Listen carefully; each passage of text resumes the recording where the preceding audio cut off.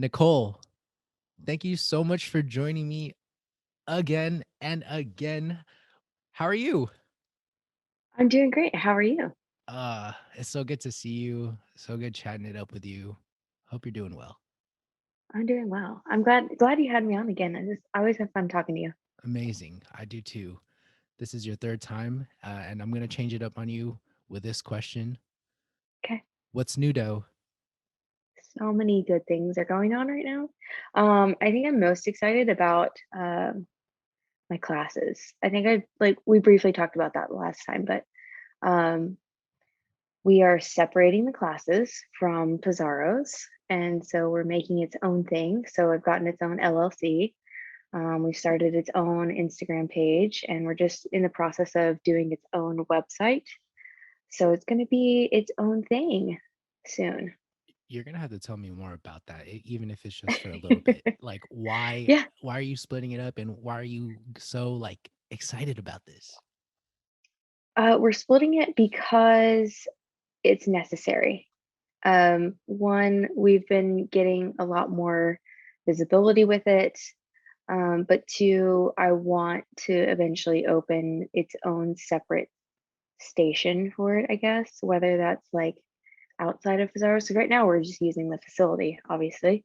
It's pretty simple. But you know, my husband Brad and I have been talking about maybe taking this show on the road. Um, there's so many people out there who want to learn more about pizza and who are doing pizza that aren't doing it professionally. And so I love teaching pizza. I love talking about it. I love doing it. It's just so much fun. And there's some kind of weird satisfaction I get out of teaching and seeing people have that aha moment. It's totally different than, putting a pizza on the table and people doing and awing over it. Yes, that's great. But just the aha moment of someone learning something new or just like that one tweak of or a trick that you didn't know before and you're just like, "Oh, this changes my whole perspective or changes my whole pizza game." That's what does it for me. For sure, I'm all about that. I mean, Yeah. Laura had when I was talking to her, she does the classes here at SF, and she's Yeah. like, you can explain how dough gets hydrated, but until you actually put your hands in it, it's going to be completely different, right? Yeah, absolutely. Just like and we're super hands-on, so I'm just there to facilitate and you do everything. I just facilitate. And I think that's the most fun for me because it's just like you're doing all the work, you're doing it and seeing it and feeling it and learning by yourself. I'm just here to make that process happen. Yeah, and you have so much experience too. You've learned from your dad, who's a great pizza maker. You all have been in Yep. business for so long and have like three different styles going on. You're an expert. I don't know about expert, but I'd you're say we've gotten somewhere in the last 10 years. Yeah, there you go. Let's say you're a great pizza maker. You and your family are Yeah. great pizza makers. So you definitely, I am looking forward to seeing more of those classes. That's what's up. I'm constantly learning. I've seen a lot of people doing like bread making techniques with their pizza dough and I'm like, "What is this thing going on with like bread making and they're making pizza?" I've never seen that happen before, but it's happening more frequently. Oh yeah. I'm like, "This is weird, man," but there's something to be learned. So I'm just going to keep watching. Dude, seriously. I mean, I recently found incorporated biga into my dough, and I found out from a couple videos. Obviously, from the videos I saw, they said it's a bread making technique, Mhm. Autoly's bread making technique. Yep. All of this stuff. It's like leveling up that pizza game using bread that's been around for thousands and thousands of years versus pizza, which has only been around since like the 1800s here in the Yeah. US. So cool Yeah. stuff. Cool stuff. Yeah, absolutely. You're always learning. Right. Keep keep learning. That's what I always say. Keep learning. Keep learning. And that's what we're doing here today. I mean, we want the listeners to learn about something that they may or may not have thought about already. And I wanted to bring Nicole in because she recently experienced, but has experienced in the past, some crazy weather up in Texas. What Yeah. happened over there? Uh, what doesn't happen here in Houston? It's like we always get the craziest things that happen, and no one ever expects these things to happen in Houston. But last week, was it last week, the week prior, whichever week it was, every day is like a blur at this point. But we got this freak ice storm, and I know that a lot of people probably seen it on the news and completely unexpected. It got down to 9 degrees here in Houston. That's unfathomable, honestly. And this past weekend it was 80. Today it's 43. Just so you kind of get the idea of what what it's like here in Houston. It's crazy. The weather gets crazy here, but we never know what to expect. So So without knowing what to expect, you just got to be prepared for all the different types of unexpected. exactly. Yeah. That's why we have the oh shit plan. Oh shit plan. Tell me about that. What is this oh shit plan you talk about? Basically, it's just being prepared for things that you didn't expect, and it pertains mostly to like natural disasters, freak weather, um, anything you can possibly think of. You need to have a plan for, and we kind of started this oh shit plan back during Hurricane Harvey. That was our very first experience in our business that we had no idea how to handle the situation. So that's kind of where this all stemmed from. And um, now that we've gone through that, we kind of say, okay, this is the basis for the plan going forward. Okay, okay. So is this like an official plan that you've kind of written down, or is it one of those like plans that, maybe you, your brother or Brad has, or like the top people at the restaurants? Like how is this plan situated? Well, so we initially put it into our policies and procedures. Hmm. Long Awesome. story short, we had an issue with one of our management members back during Hurricane Harvey. And that's kind of where we had the initial awareness of, hey, we don't have anything in place for this kind of thing. Maybe we should put something together. So we put together in our policies and procedures, the expectation of management, the expectation of the owners, the procedures for everything from fire, fire damage, internal fires, water hazards, flood, uh, storms, ice storms, things like anything you can think of that could cause an issue.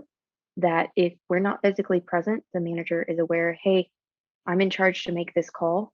I need to reach out to the owners and figure out this is what we have in the book. This is what I'm going to do. Do you want me to do something different?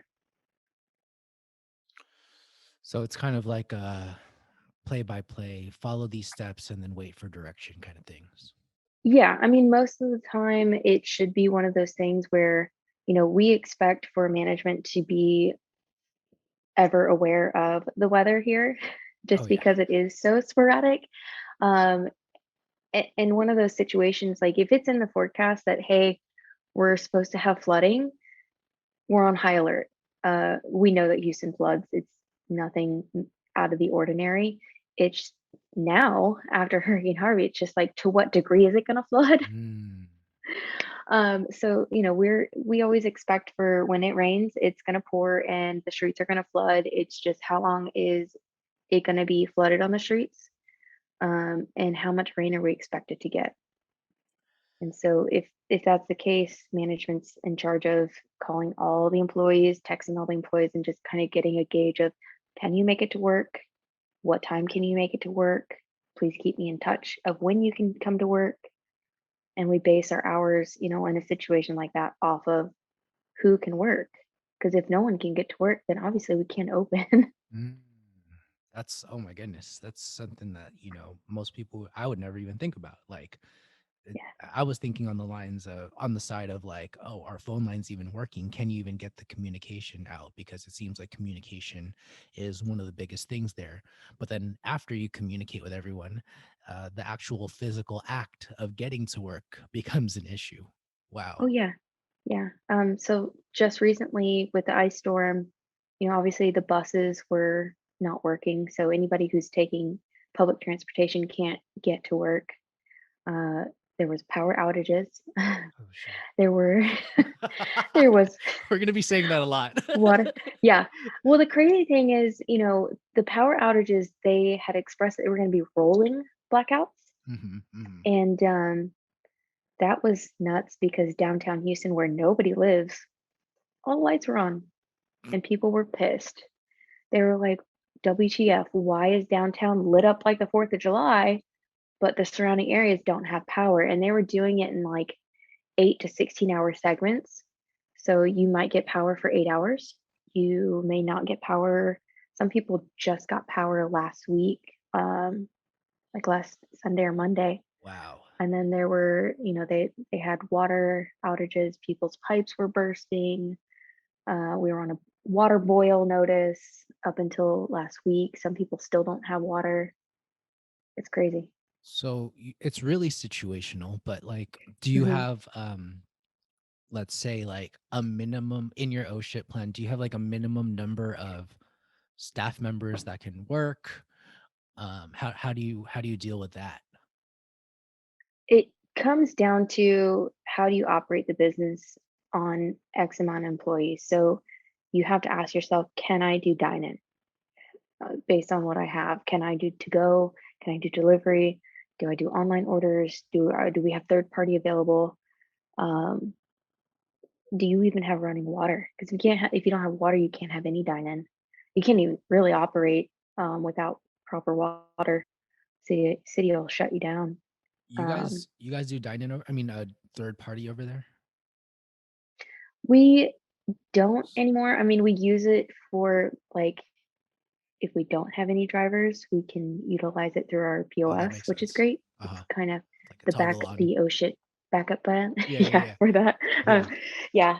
But yeah, I think we operated that Tuesday after the ice storm initially hit with 4 people, Oh, wow. and we did to go only. And my brother was here, and was he called me, and I was in Yosemite. Of course. He called me. He's like, "Hey, we're gonna open today. Can you like make notification on social media to let people know we'll be open at this one location, this time to this time?" And I said, "Okay." I was like, "To what capacity are you gonna be open? Who do you have?" Mhm. He's like, "Well, it's me and 4 other people." I was like, "Okay, sure.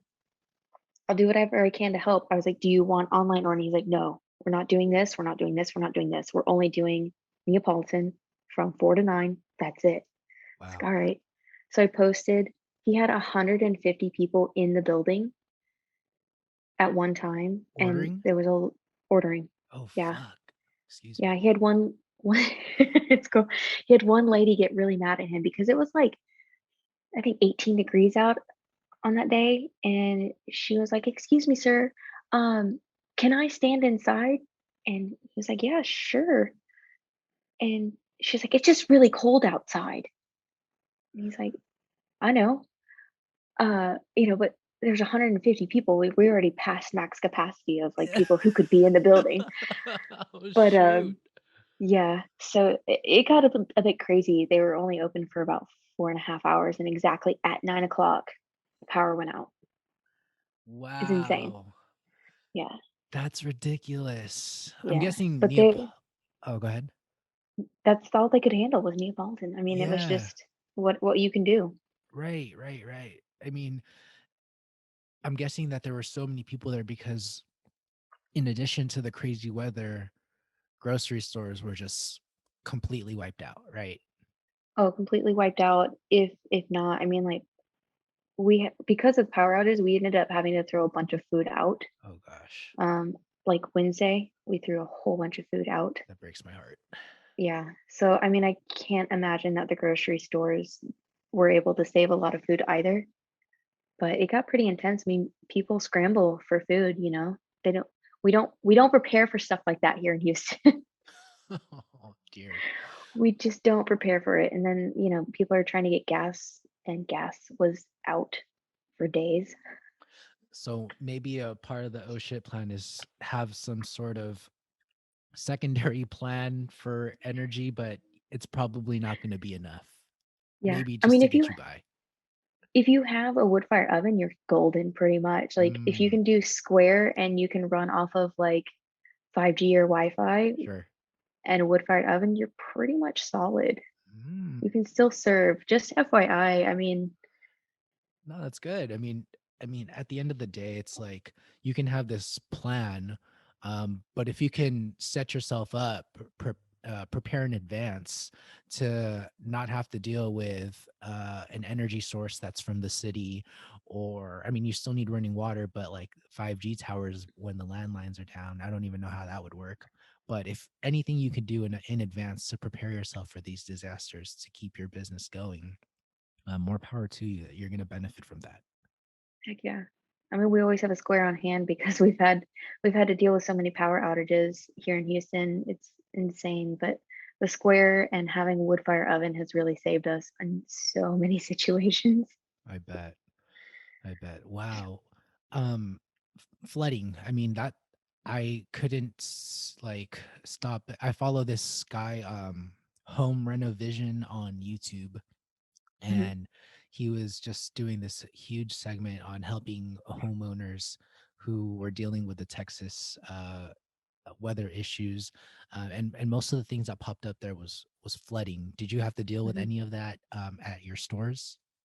No, we got very lucky, and even during Harvey, we got very, very lucky at both locations. I don't know how, but all surrounding neighborhoods were flooded. I mean, we had customers who had extensive flood damages. They didn't get back into their house because they basically had to rebuild their house, and it took about a year and a half, 2 years to get back into their home, or they, just called it what it was and found a new home elsewhere. It was Wow, crazy. It's that's crazy, rough. but same thing's going on right now. I mean, then people are scrambling to find pipe, and, yeah, they're dealing with that right now, so, yeah, gotta put brand new floors in, new ceilings, just unexpected renovations. That's a pain, right? Yeah, You yeah, don't want to be focused on that and then trying to get your life back together. And then especially if you're a business owner, you don't want to have to focus on making dough and fixing broken pipes. So if you have the time now when you're chilling and the weather's good, maybe think about, you know, getting your house weatherproof or hurricane proof or environmentally crazy proof so that you don't have to deal with it if and when the time comes. yeah. At minimum, buy insurance. Oh, what do you have for insurance? I mean, like, we have all the insurance. I mean, obviously, we have flood and fire and whatever insurance at the restaurants, but, when Brad and I moved into our house, we were not in a flood zone. Mhm. So, we had planned on buying flood insurance when we moved in 4 years ago, and, the insurance company was like, "But you're not in a flood zone, there's no point of you wasting, $450 a year on, something that will never happen in your area." Right. Then Hurricane Harvey hit. Oh, sheesh. And we had water up about, like, a quarter of our driveway, and we're like, "Yeah, no, we're buying flood insurance." Like, immediately, like, we bought flood insurance the day after, and it's just $450. We're just it doesn't matter. Wow. It's the, "What if this happens again?" Seriously. Okay. Well, Yeah, that's so it's at the minimum, insurance is very important. yeah, that makes a lot of sense. And that should definitely be something that a lot of people consider because at the end of the day, it's a lot. It's a lot to be dealing with, and the insurance company is a tool that you can utilize to help make things go smoother, a Yeah, lot smoother in some situations. yeah. I mean, you have to think about all around the country, like, California, fire insurance is very important. Every year the fires get worse and worse out there in California. But same thing in the Midwest, you have to worry about tornadoes. And then on the East Coast, it's usually, you know, blizzards, or down in Florida, hurricanes. I mean, it's just every section of the US has an issue of some kind, and it's like, invest in the insurance. It may be a lot of money, but do it because you just don't know what's going to happen. Yeah. It's a lot of money for a reason because when that crazy thing happens, it's like it pays out, right? Yeah, it does. I mean, it definitely will save your ass Okay. if that time ever comes. I'm hoping it never does to anybody, but if for whatever reason it does, at least you have something to fall back on. Yeah. It's it's unfortunately definitely a huge what if, and it sucks to have to pin people to that sometimes. Like I'm big on YouTube. I watch this real estate person, and he talks about fixing up his house too. And he says that earthquake insurance, unfortunately, sucks to get because you're forced to pay a lot, and then when it comes down to the deductible, it's a lot. And so what he suggests instead is investing the money into making your place earthquake proof, which it will improve the value of the home and kind of make it last longer too. And so if you can, you know, if you're not a fan of insurance, which I know some people not Hmm. are not fans of insurance, then look at those other alternatives. At the end of the day, you know, that preparation is just key, and that can be applied to anything really. Yeah, absolutely.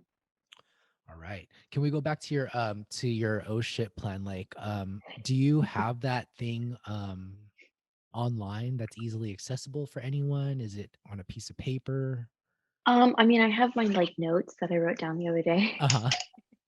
because, I mean, I wanted to like make sure that we had like I had everything kind of documented, Yeah. because we don't have it like specifically written down, but I Yes. think it is important to like think about all the things. Uh-huh. So, like, you know, do you have water? Can you Yeah. go to the bathroom? Do you have fountain drinks? How can you make your dough? I mean, let me tell you what, boiling water and having to make dough is a freaking nightmare. I Because bet. I mean, we all know what temperature does to dough. Yeah. Yeah. Seriously. So, You're gonna have yeah, I to mean, you gotta boil it, then you gotta cool it back down, and then you gotta bring it back to room temperature. So it's just like a super crazy. It was Yeah. crazy. That's Yeah, actually like a really good thought exercise. It's like, how do I make dough with like water jugs, like the Crystal Geyser 1 gallon jugs, right? If the temperature is all messed up, you heat up your wood logs, put the water in a pot, let that come to temp, and then make dough with that. Like these are the things yeah, that you don't want to be thinking about when this happens, but if yeah, you put in the time now, it's going to help.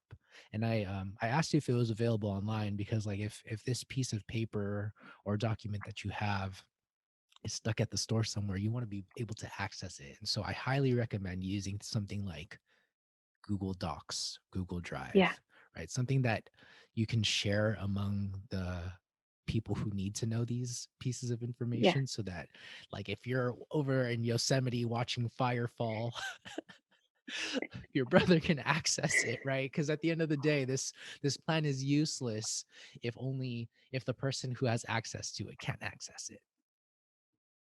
exactly. Yeah, and it's again one of those things of like we have a base of what we can do, but yeah, I actually agree. I need to like Google Doc this and put it in our shared files. Yeah, no, it's good. Because you never know, but yeah, I'll do that and I'll send it to you so you can share it with people, but I think it's definitely, like, Hey. important. It's important stuff that people and it's just, like it's not even very specific, it's just bullet points of what can I do and how can I operate my business when something happens. I think that in itself is the key there. It's like you've actually experienced a few of these. You've given it some thoughts. You've collected your thoughts. You know, I I um I just finished my charity pop up, and I felt like leading up to it, I just wrote down a bunch of stuff, processes, you know, systems, where I put the boxes. I literally drew out my countertops on a piece of paper and I wrote down where each station would be so that I could have the smoothest time getting the pizza out. And then on the day of the actual pop-up, I was on cruise control. You know, I like knew where to Yeah. put things where I kept my stations clean, relatively clean. I'm generally a messy cook, but you know, because I did the planning, I kept it clean. So I think the important thing that I truly believe in is systems and just giving it the thought that is needed so that you can run as smoothly as possible in a world that is not smooth at all. Absolutely. No, that's perfect because then you have an idea of, like, "Okay, this is how I want it to operate."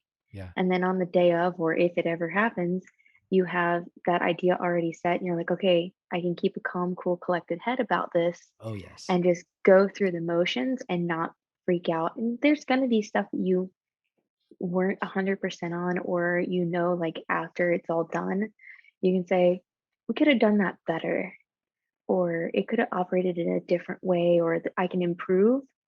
It's always, I mean, there's always something you're going to learn, especially in the moment, because each and every scenario is completely different.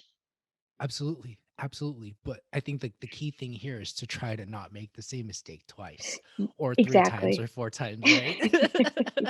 Yeah, I think after the first time you make a mistake and you know it's a mistake, you just say, "We're not doing that again ever," and then you move forward. Yeah. I'll I'm a human being though. I've made mistakes twice, 3 times, and I get on myself for that, but the sooner you catch it, the better, because these mistakes, when there's a natural disaster, nobody got time to be making the same mistakes twice. No, When the lights are out, when the water's not running, you got so many other things to focus on when hurricane whoever is knocking at the door. yeah, absolutely. I think the base of base things to remember is, what can I do at the bare minimum? And I think the key thing is like, how can I feed people? It's not really about how much money you can make in this scenario, because price gouging gets really crazy, and when things like this happen, and it's not fair, and it's rude. I mean, it's rude, honestly, to do that. And then, as a restaurateur, your first thing should be like, how do I feed people in a time of need? Because people are going to pay for it. Doesn't matter. People are going to figure out how to pay for it. They just want something to eat when the grocery stores are empty and no other restaurants are open. It's your job and your duty to say, I have food and I can feed you. And that's it at the end of the day. And it doesn't matter how much you have, you do what you can. That is amazing. I love that so, so much. It's like, who am I? Who is this restaurant to this community in its time of need? Am I going to be the restaurant that saves the people who trust in us? Am I going to be the restaurant or am I going to be the restaurant who's unprepared, closes down, but could have done something if Mhm. they were ready for it? Absolutely. I mean, we have to think about the scenario that just happened. Like, Ted Cruz fled to Cancun and everyone was super pissed about it. And it's that scenario of like, you have a job to do, and your one job is to feed people, and you decided, nah, I'm just gonna take this week off, even though I know I could willingly like go in there and make dough for people and feed them, even if it's just me. People will wait. I mean, during Hurricane Harvey, we had a 4-hour wait for just Neapolitan pizza. People waited because you're providing them food, and that's all that matters. At the end of the day, they're just hungry and there's nowhere else to get food. They're gonna wait 4 hours to get food.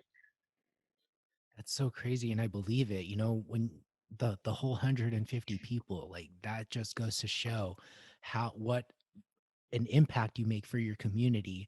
And again, there's a complete difference between, oh, the ice is blocked, I can't unlock the store, I can't get there, fine.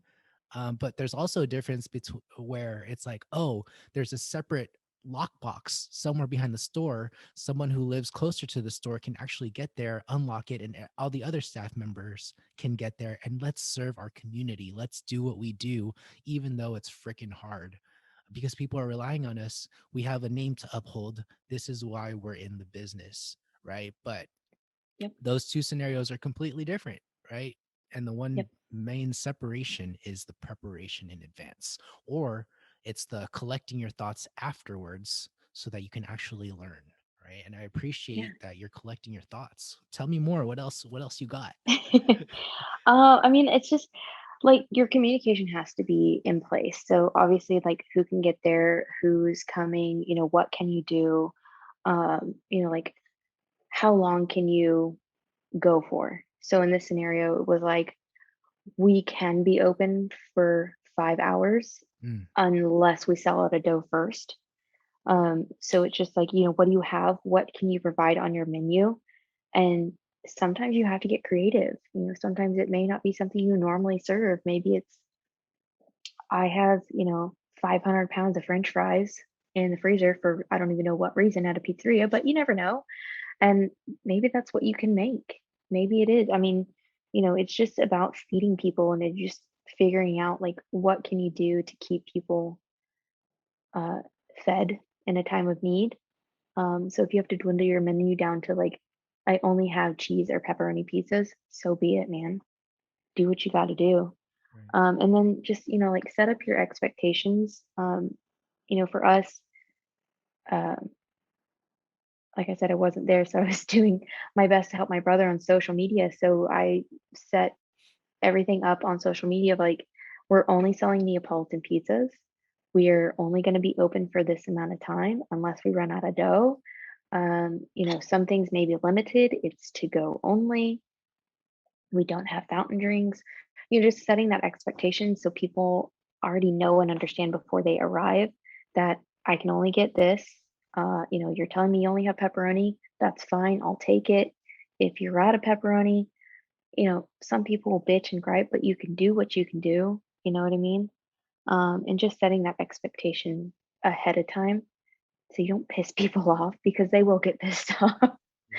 They will, even in crazy times like this, there'll be at least one person who's like, "I drove all the way out here for your New York pizza and you don't have it." Like, well, we It's like, posted that we only have Neapolitan. like, do you want It's me to on call the you? door.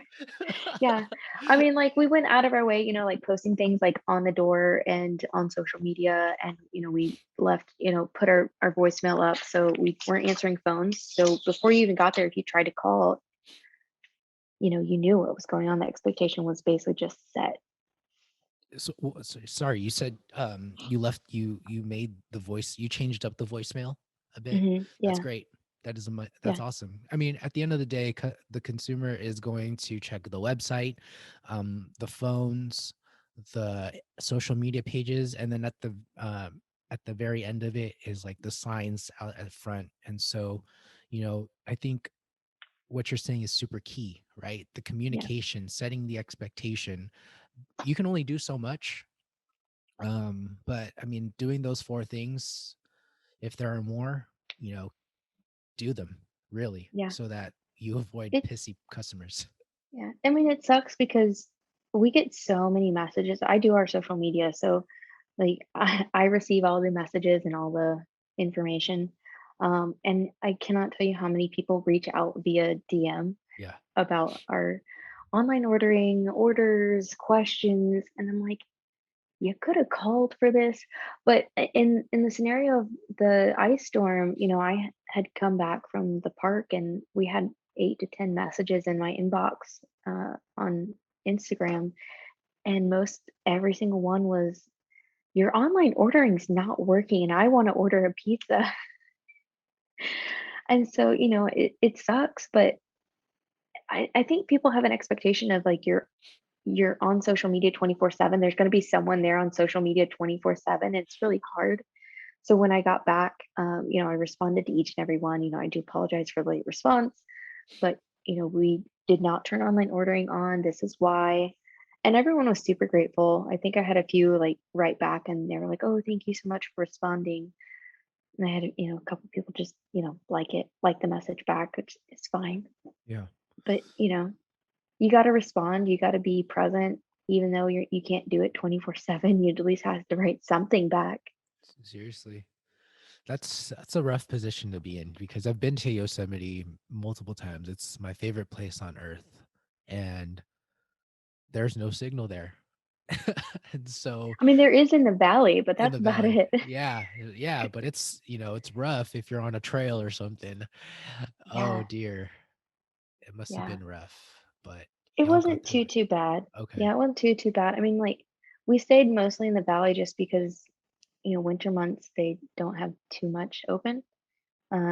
So it's pretty easy to keep communication open with my brother who was here, and some of the managers would, contact me or Brad, and they were like, "Hey, we don't have this, we don't have that," so we're, walking down a trail calling vendors, and we're like, "Hey, when can you deliver something? It may not be till next week." So we're like the whole time. It was like a working, weird working vacation. Yeah. And but it's that's all not right. all. Yeah, I mean, it's alright. It's something that, it's the life that you signed up for. It's Exactly. obviously not ideal. You wanna be able to relax, take a break, but you gotta do your part in Yeah. helping out your business. There are no days off.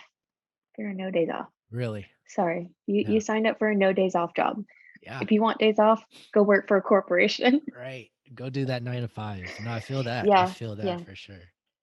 But no, there's, some gratification in it for sure. I love Definitely that. some gratification. Absolutely. I mean, you should Yeah. feel proud that you all were able to serve who you served, that y'all stayed open, that you came out of this winning, it seems like. Yeah. I mean, it does suck, honestly, to only have Neapolitan available Mhm. because, we don't like to alter our menu. Sure. Like when COVID happened, a lot of people changed their menus drastically. Right.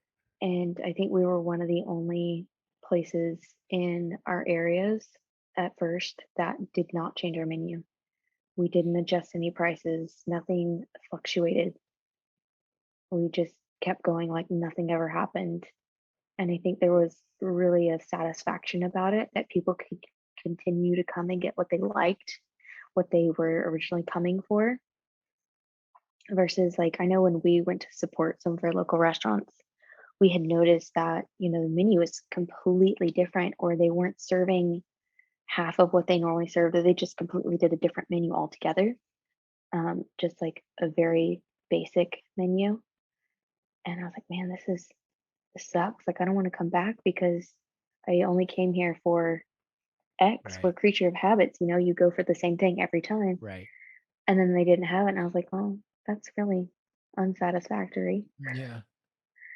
So it does stink in a little bit of a way, but at the same time, you have to remember, like, we're feeding people. It's not about what I want. It's about just the end result. And food in someone's belly is a basic need. So as Key. long as you can provide that, that's all that matters. Awesome advice. I love to learn from people, from their mistakes, like what not to do or what they could have done better. Is anything that comes to mind right now that you're like, oh, I definitely could have done it differently, or there was a situation where we should have done this, or where we did this but should have done this. Any of those come to mind? So many, so many. I think the initial OSHIP plan back from Hurricane Harvey, we learned that uh, we did need to be aware of the weather and we needed to really proceed with caution because even though we knew that Houston flooded a lot, in the back of my mind, I was still like, it can't be that bad. It's just rain. And then it got bad quick. And one of my managers called just like completely bitching us out. Like, how could you have done this to us? This employee's stranded and we should have closed 2 hours ago. And it did fall back on us.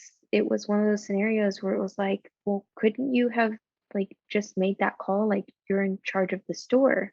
Like you should have made that call and said, "Hey, we need to close because the streets are already starting to flood."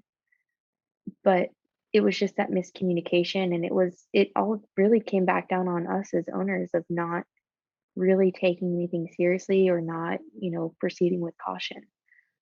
And we pissed a lot of people off and the employee that was stranded all night. He somehow made it back to the store. Him and his wife finally got their kid. It's a long story. They picked up their kid and they went back to the store and he was like, "Can I start the fire and cook myself some food?" And I said, "Yes, do whatever you need to do. Stay warm, keep yourself safe." So that's what they did. They slept at the store. They made themselves some pizza. And it was at that moment, like, I felt terrible, but couldn't even get to him to bring him to my house. And I was just like, Jesus, this is just a horrible, horrible situation that I never want to go through ever again. And I never want to put anybody in this circumstance. And that's when I decided, okay, this needs to change immediately. We need to have a plan set in place because I felt horrible. you personally just feel like a shit person for doing that to somebody else, and it's not necessarily all your fault, but you feel to blame for it. So that was like the first scenario. I was just like, okay, we got to do something. Something has to change. How are they stranded? Like, what do you mean by that? Okay, so when the flood started for Hurricane Harvey, it happened so fast. I mean, I think we got like 20 inches of rain within 3 hours. And the water, he had driven to go pick up his kid from the nanny. And he drove through this water puddle, which ended up being like halfway up to his door, his driver's door. Oh my And they goodness. had to get out through the window. Oh my They had goodness. to roll down the window, climb out of the window, and then they like treaded through water. They had a police officer pick them up from a bank that they were at, and the officer brought them to our one of our locations. And he called me, so they were finally able to like plug their phone in and get it charged and call me and say, "Hey, we made it to the store." And it was intense. I mean, we had water up to our driveway, so we couldn't leave. Wow. Yeah, That is some scary stuff right there. And it was. Yeah, it was super scary because you're just helpless. There's yeah, nothing you can do. yeah.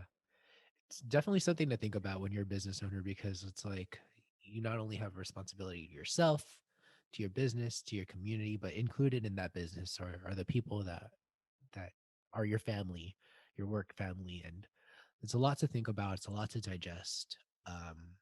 But clearly, as you've mentioned here, just communication seems to be like the recurring theme here, and just have that communication plan, anticipate as best as you can, even though it may or may not work, but just try to do your best. Try to, at the end of the day, be a good person.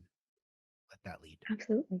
Absolutely. And, if you see it coming, if you know that there's weather, inclement weather coming, just be prepared and have that communication ahead of time of if X happens, this is the plan. If Y happens, this is the plan. If you're not sure, pick up the phone. But what if the phones are down?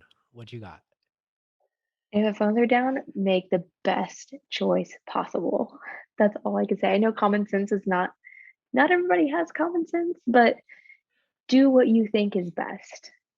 Great answer. I know I put you Yeah. on the spot for that one. That was a great answer. Yeah, Yeah. seriously, enable the people um who are in the store making those decisions to do what they think is right, and hopefully you trust someone enough to put them in that position to make the right choice.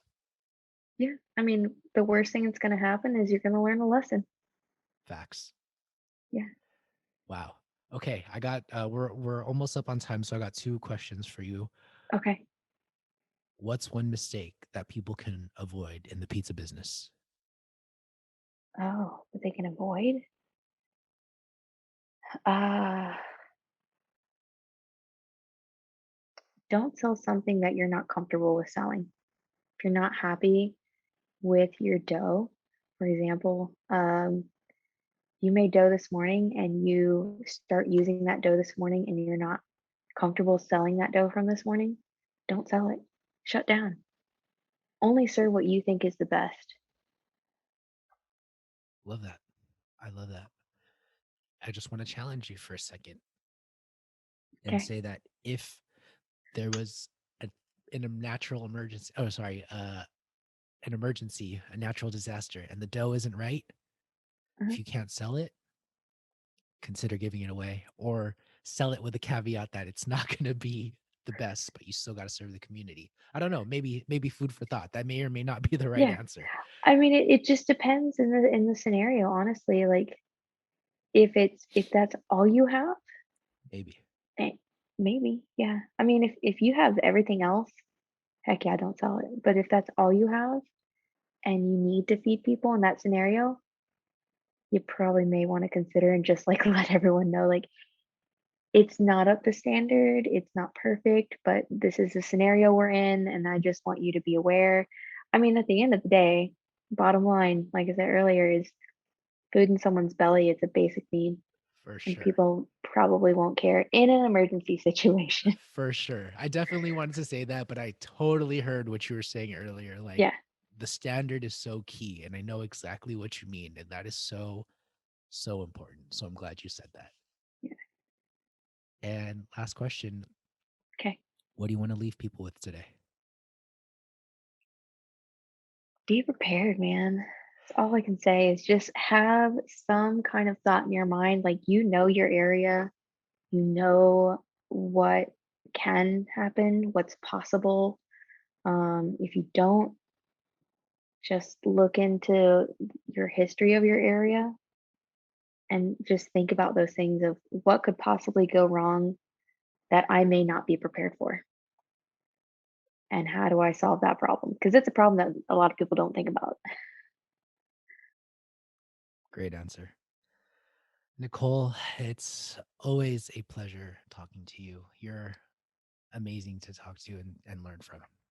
Thank you. Well, thank you. I appreciate you having me.